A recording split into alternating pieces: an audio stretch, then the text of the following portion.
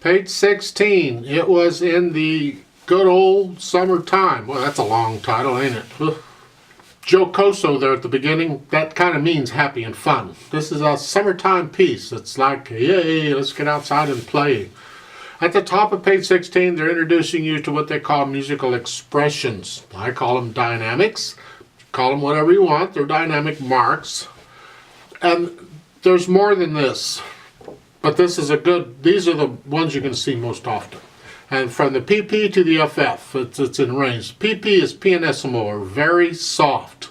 It's not as soft as you can play. There's softer than that, but it's still very soft. And then there's just different ones all the way up to FF, which is fortissimo, which is very loud. It's not as loud as you can play. There's louder than this, so careful. Then they also have the CRESC period. That's short for crescendo, which means gradually get louder.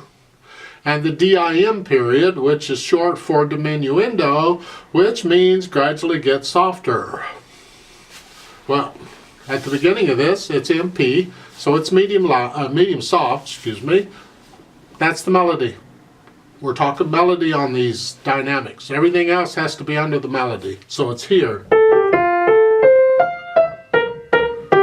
And then at the end of the first line, you get that arrow. That's a crescendo arrow. It means gradually get a little louder.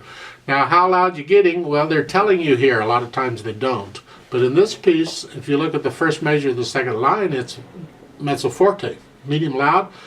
So you're going from medium soft to medium loud. There's not a lot of difference in that. So you're just a little bit louder. And then in the second line, you got on the second and third measures, you got that arrow again to get even louder. And then on the last measure, you have an F. On the second line, there's a forte. That's loud with a fermata. So now you're getting a little louder. It's like, ta-da, we're here. And then stay there until the third line. Now you're getting softer. They don't tell you how soft to get. I suggest you come down to at least a mezzo forte, medium loud. You don't have to come all the way down to a soft. It's up to you. Experiment.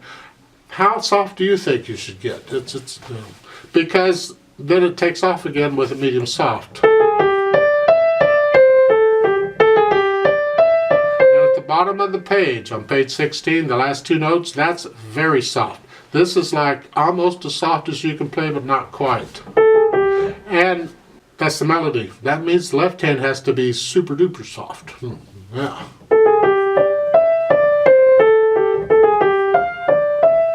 And then in the second line on page 17, in the first measure, now you come back up to a medium soft.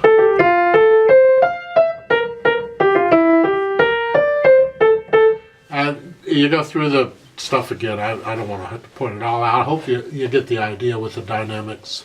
Dynamics are so important. They can make or break a piece. But I usually don't put them in until I can get all the notes and all the rhythms and all the mechanical stuff like that. Then I'll do the dynamics. I want to suggest a few things here, starting with the right hand. Look at the first full measure there on page 16. These notes, these four notes, if I put them together, it's here. It's a chord.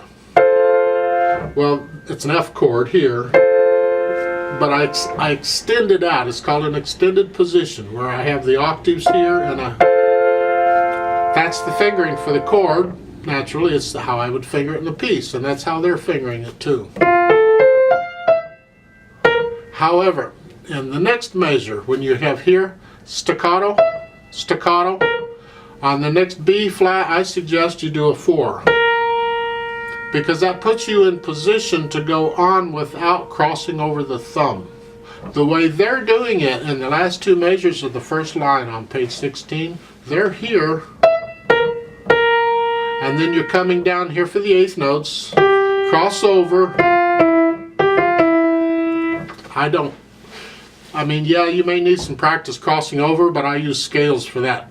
I suggest on a piece, we try and work this out with as simple fingering as we can get. And in my mind, if I can start that phrase with third finger, it's so much easier than 1, 2, 1. So to do that, I need the fourth finger on that second B flat. Well, the first B flat is a staccato. So you got, can you do that? You may need to practice that move, but if you can do that, then you reach down with the third finger. And I would finger this chord in the last measure. See these 4 notes? The fingering is 1, 2, 4, 5, not 3, 5. And so I would finger it 4. I know you need the 4th finger for the next line. That's okay. You can use 4th finger for both notes. Yeah. And it happens elsewhere, and I'd finger it the same way every time it happens. Let's go down to the 3rd line, last 2 measures. Pick up to the last measure, those 2 8th notes, 3, 2, 1. They're saying 3, 4, so when you go on to the next line, it's 2, 1, 2. Ugh. I suggest going back to the 3rd line, pick up to the last measure, it's 3, 2, 1. I suggest 4th finger here. Then in the next line, in the last line, it's 3, 2, bring the 2nd finger down. You don't have to cross over the thumb. Going on, 4th finger again on the D in the 2nd measure there on the last line. And anywhere else you have this pattern, I'd finger it the same way. See, I don't have to cross over the fingering. I don't have to cross over the thumb. I don't know what I'm crossing over, something. We'll figure it out later. And that's pretty much it for the right hand fingering. For the left hand, you can do what they're suggesting. It's fine. It's just broken chords. It's a little tricky when you get to the last measure of the 2nd line. 2, 4 on the B flat D, and then 2, 4 again on the B natural D. But that's okay. And then going on, the thumb's going to do the C. You just stick your thumb under. Yeah. Thumb under here. And get that.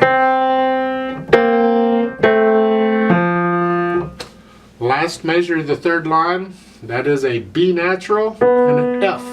You knew that, right? Here. Pedaling wise, frankly, I think you could do this whole piece without pedal just fine. But they're sticking it in for some reason. So I don't know why they're sticking it in. It doesn't make sense to me. Go ahead and just pedal it the way they're showing you. However, this piece has phrases marked. This piece would be a better piece, in my opinion, to introduce phrasing to you. Phrasing, remember, is a musical sentence. Now, they have a combination of phrases and slurs, but the idea is when you play it, what sounds like a sentence? What sounds like a complete thought? That could be a sentence. That whole thing is one sentence, and then going on.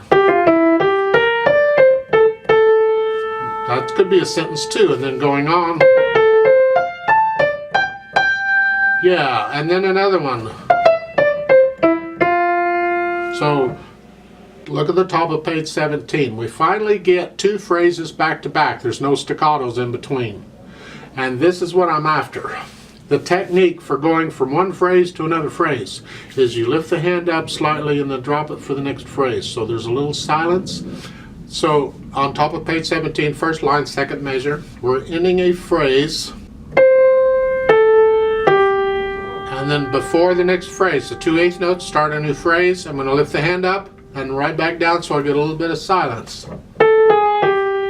So it's just a little, it is a little motion. I'm exaggerating it for you. So that 1st line on page 17 is that way. So it's just a very little silence. It's just it's what you do between, if you were talking in sentences, you just have a little silence. You don't always have to breathe between each sentence. Sometimes you do, sometimes you don't. Now, I don't want to confuse you. We're not breaking the rhythm. All we want to do is break the sound.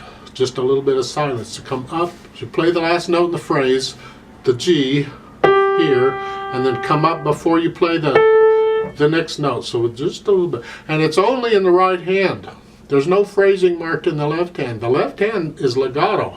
In fact, you have a half note. You're going to hold that down for the full 2 counts, so that 2nd measure is here. So the phrasing you hear for the melody here. In some pieces you'll get phrasing in both hands, and that's when things can get really interesting. Not that they're not interesting already, but yeah. This affects how we should pedal it. They're pedaling it occasionally. Take a look on page 16, third line down, second measure. That's where the pedaling is. So in that measure, I'm going to play the notes and then push the pedal down. I'm going to play the half note in the left hand and keep the pedal down. Now I'm going to lift the pedal with the right hand so I get a little silence in the right hand before I go on to play the eighth notes. The left hand stays down, it's a half note. So in rhythm, the third line would be like that.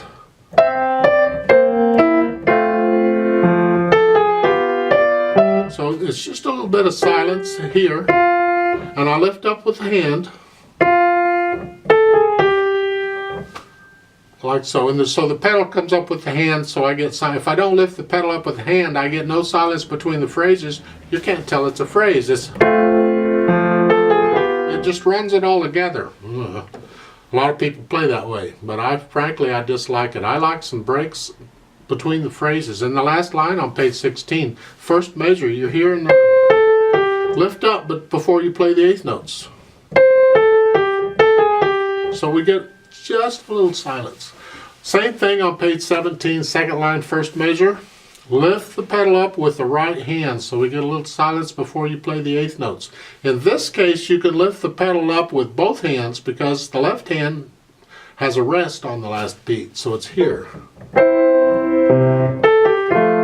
Etc. Etc. Then at the end, last measure, the pedal and the hands all come up together. Now that's the pedaling for this. It's not too difficult, I hope. You learn it first without pedal. No pedal. Pedal just gets in the way. You add the pedal last. And be very, very picky, please. Let's try this out. It has a pickup beat, so I'm going to give us 3 counts. I will play it slowly together just to check the notes and the rhythms. You do the dynamics, I'm just going to play it. For the fermata on the second line on page 16, I'm going to hold that note 1 extra count. So that measure will have 5 counts instead of 4. Won't that be fun? Oh yeah. So right hand, left hand, foot's on the pedal. Have the foot on the pedal the whole time so it's ready to go. 1, ready, and go, and.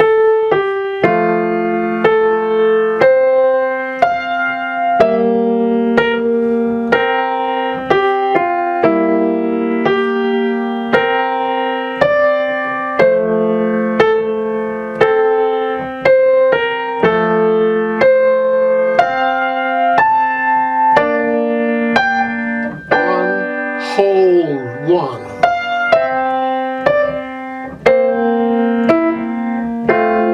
2, 3, 4.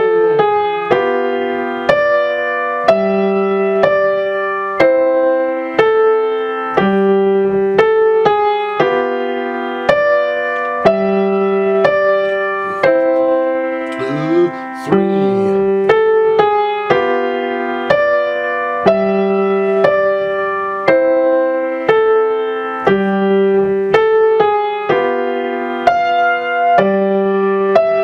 1, 2, 3.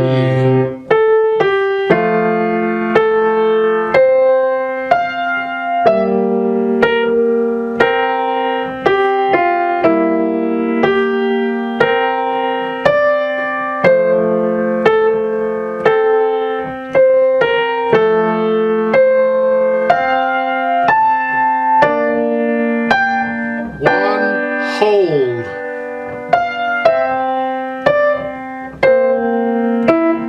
1, 2, 3, off. I would play this something like this, I think.